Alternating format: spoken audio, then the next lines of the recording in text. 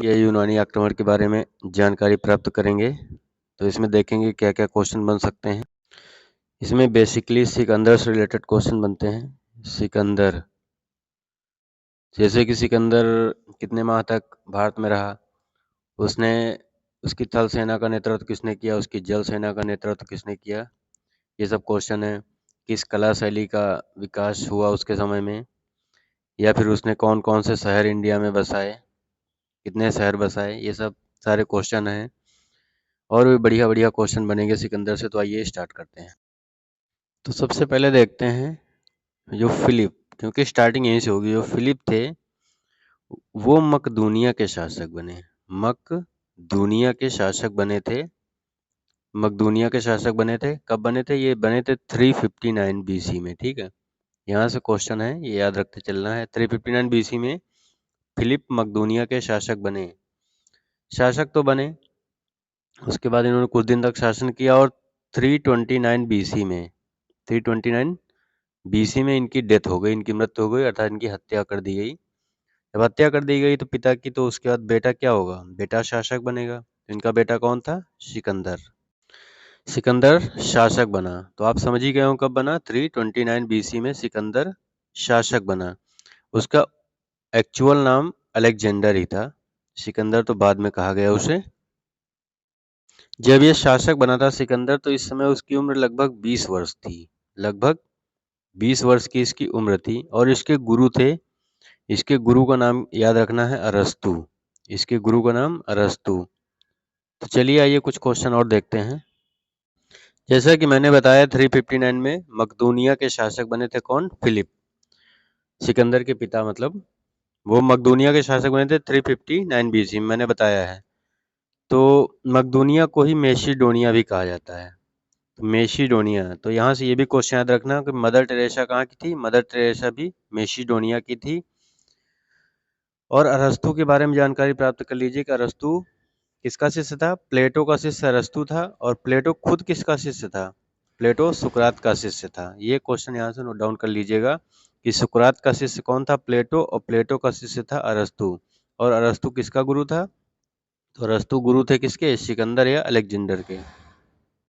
सिकंदर जब 329 में राजा बना, तो 329 राजा बनने के बाद ये 20 साल की उम्र में राजा बन गया। तो उसके बाद इसने 326 बीसी में भारत पर आक्रमण करने का निश्चय किया। कारण ये था कि बहुत ही महत्वाकांक्षी शासक था। तो ये अपने राज्य का विस्तार करना चाहता था, इसलिए इसने भारत को चुना। मतलब ये विश्व विजेता बनने का सपना देखता है। तो आइए देखते हैं भारत पर इसने कहाँ से आक्रमण किया।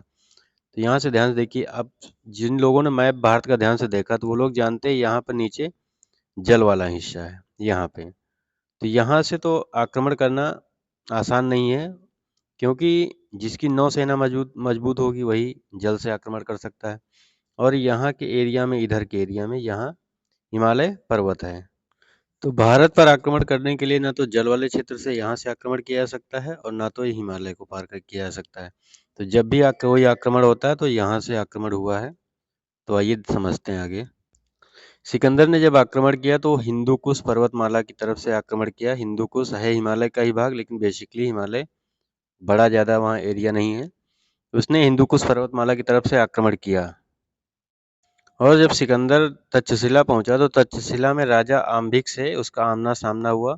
तो आम्बिक थोड़ा सा डरपोक किस्म का राजा था, और उसने आत्मसमर्पण कर दिया। सिकंदर के सामने आत्मसमर्पण कर दिया, और बिना युद्ध किए ही सिकंदर विजेता हो गया। आम्बिक ने आत्मसमर्पण किया और सिकंदर को मतलब सहायता करने का वचन दिया, और उसकी आगे हिंदुस्तान में बढ़ने के लिए सहायता भी की। सिकंदर से सबसे इम्पोर्टेंट क्वेश्चन यहाँ से ये है, झेलम वितस्ता या हाइडेस बीच का युद्ध, ये 326 बीसी में हुआ। बहुत इंपॉर्टेंट, इसको याद रखिएगा। सिकंदर और पोरस के मध्य हुआ। जो पोरस थे, ये पोरस थे, तो पोरस ये पंजाब के शासक थे। तो आइए पोरस के बारे में जानते हैं। पोरस को पुरु भी कहा जाता है, पुरु। तो इनका जो शासन काल था, तो इनके शासन काल के दौरान इन्होंने शासन किया कहाँ से कहाँ तक, ये पूछा गया क्वेश्चन है, इसको याद रखिए। इनका शासन काल था झेलम से चिनाब नदी के बीच में, पूरा शासन काल था इनका। यहाँ तक इनका साम्राज्य फैला हुआ था, झेलम से चिनाब तक। ये याद रखिएगा क्वेश्चन, ध्यान से नोट डाउन करिएगा। तो पुरु या पोरस से जब युद्ध हुआ तो बहुत भयंकर युद्ध हुआ। तो इसमें क्या हुआ कि पुरु अर्थात पोरस जो पंजाब के शासक थे वो हार गए, लेकिन इतना भयानक युद्ध हुआ था तो सिकंदर इनकी वीरता से बहुत प्रभावित हुआ और अधिकांश जीते हुए हिस्से इनको वापस कर दिए, अधिकांश जीते हुए हिस्से इनको वापस दे दिया। युद्ध याद रखिए कब हुआ, 326 बीसी में हुआ था। कहाँ पे हुआ था? झेलम, जिसको झेलम का युद्ध भी कहा जाता है, अर्थात झेलम के किनारे हुआ था। हाइडेस्पीच का युद्ध भी कहा जाता है और वितस्ता का युद्ध भी कहा जाता है, तीनों नामों से जाना जाता है। उसके बाद सिकंदर कुल मिला के 19 महीने तक भारत में रुका है, ये क्वेश्चन नोट डाउन करिएगा। और यहाँ से उसने क्या क्या किया तो आइए देखते हैं ध्यान से। जब पंजाब के बाद जब पुरु अर्थात पोरस युद्ध जीत गया तो उसके बाद वो आगे बढ़ने का प्रयास किया, उसको ब्यास नदी के तट पर पहुंचा आगे बढ़ने के लिए। सामने मगध था, मगध से युद्ध करने के लिए। तो मगध तो पंजाब से भी बड़ा शासक मतलब साम्राज्य था, पंजाब से भी बड़ा। तो जब सिकंदर के सैनिकों को ये जानकारी मिली तो उन्होंने ब्यास नदी के किनारे तक तो पहुंचना स्वीकार किया, लेकिन ब्यास नदी के आगे जो मगध था वहां जाने से मना कर दिया, अर्थात ब्यास नदी को ही पार करने से मना कर दिया कि हम वहां नहीं जाएंगे। इसके कई कारण माने जाते हैं। तो कई कारण हो सकते हैं, जैसे कि काफी दिन तक इसके सैनिक बाहर रहे हैं घर से, तो घर से दूर रहे, घर की याद आने लगी। उसके बाद पंजाब से युद्ध हुआ था पोरस से, तो वो उससे डर भी गए। जीते भले हैं वो, लेकिन वो डर गए कि जब इस छोटे से साम्राज्य से इतना भयानक युद्ध हो गया तो मगध तो इससे और बड़ा शासन काल था, तो वहां मगध से तो और भयानक युद्ध होने की शंका थी, इसलिए और डर गए। तो इसके बहुत सारे कारण माने जाते हैं कि ब्यास नदी के तट पर सिकंदर के सैनिकों ने वापस जाने से क्यों मना कर दिया, तो कई सारे कारण हैं। तो ये भी क्वेश्चन पूछा जाता है कि सिकंदर की सेना ने किस नदी के तट पर पहुंचा और वहां से आप आगे जाने के लिए मना कर दिया, तो ब्यास नदी है। जब सिकंदर के सैनिकों ने आगे जाने से मना कर दिया तो फिर सिकंदर ने यहाँ से वापसी का प्लान बनाया, 326 बीसी में ही वापसी का प्लान बनाया और यहाँ से अपनी सेना को दो भागों में विभाजित कर दिया, जल सेना और थल सेना। जल सेना का अर्थात नौसेना। तो यहाँ से जो जल सेना का नेतृत्व किसने किया था ये पूछा जाता है। इसका नाम याद रखिएगा, नियारकस। नियारकस नियारकस ने जल सेना का नेतृत्व किया था, ये सिकंदर के साथ आया था। और थल सेना का नेतृत्व खुद किसने किया था? खुद सिकंदर ने किया था। इस माध्यम से इस प्रकार वो वापस गए। अगर क्वेश्चन बनता कि सिकंदर कब इंडिया से वापस गया, तो इंडिया से वापस में उसको 325 बीसी लिखना है। ठीक, 326 बीसी तक तो युद्ध हुआ, प्लान बना, उसके बाद 325 बीसी लग गया, तो इसमें वो इंडिया से वापस निकला। तो लेकिन इंडिया में 19 माह तक रहा, जैसा कि मैंने बताया है। तो इसमें कई सारे क्वेश्चन हैं, अब आइए वो देख लेते हैं कि कौन कौन से इसने शहर बसाए, कौन कौन से नगर बसाए, आइए देखते हैं। सिकंदर ने हिंदुस्तान में दो नगर बसाए। पहले का नाम था निकैया। निकैया निकाया इसका अर्थ होता है विजेता, लिख लीजिएगा, इसका अर्थ होता है विजेता। और दूसरा उसने शहर बसाया था, जो नगर बसाया था, वो अपने प्रिय घोड़े के नाम पर बसाया था। तो ये यहाँ से क्वेश्चन नोट डाउन करिए। तो दूसरा, उसको बुसे फेल्स भी कहा जाता है। बुसे फेल्स अर्थात सिकंदर के प्रिय घोड़े का नाम क्या था? बुसे फेल्स। या फिर दूसरा भी नाम मिलता है, बऊ केफला भी नाम कहीं कहीं मिल जाता है, तो इसको नोट डाउन कर लीजिएगा, बऊ केफला। ठीक है, दोनों नाम याद रखिएगा, जो भी नाम मिलता है आपसे मुलाकात करे आप उससे मुलाकात कर लीजिएगा आसानी से। बऊ केफला या बुसेफेल्स सिकंदर के प्रिय घोड़े का नाम था, तो इस नाम के साथ दूसरा नगर बसाया और पहला नगर निकाया नाम से बसाया था, जो जिसका अर्थ होता है विजेता। इस प्रकार दो नगर उसने यहाँ पर बसाया। तीसरे एक नगर या तीसरे शहर का उल्लेख मिलता है, लेकिन वो भारत से बाहर बसाया गया था, तो उसको अलेक्जेंड्रिया अलेक्जेंड्रिया लिख लीजिएगा। अलेक्जेंड्रिया या सिकंदरिया भी बोलते हैं। वो भारत से बाहर बसाया गया नगर था, सिकंदरिया या अलेक्जेंड्रिया। ये तीसरा नगर बसाया था, लेकिन भारत से बाहर बसाया गया था।